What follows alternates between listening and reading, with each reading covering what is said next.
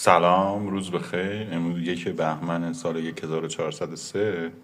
مشتری به من زنگ زده گفته که آسانسور در داخل کابین بسته میشه ولی حرکت نمیکنه، میره رو به پایین. اومدم داخل کابین، اومدم شاسی بزنم. یه نکته دیدم گفتم به شما من بگم. اینجا رو ببینید، این همون ریلیه که من به شما گفتم مواظب باشین چیزی لاشگیر نکنه، پا روش نذارید. ببینید اومدن بار خالی کردن، نخاله بردن، سیمان بردن، من نمیدونم چه کار کردن.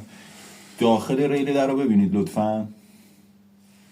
حالا من شاستی میزنم مثلا طبقه 1 فرضاً، الان در میخواد بسشه بره پایین. الان ببینید درگیر کرد. اینجوری معجزه رخ میده وقتی من میگم سلطان هدابم باشد، یعنی همین. ای بابا، نکنید، تو رو خدا نکنید، احتیاط کنید، مراقبت کنید از آسانسوراتون.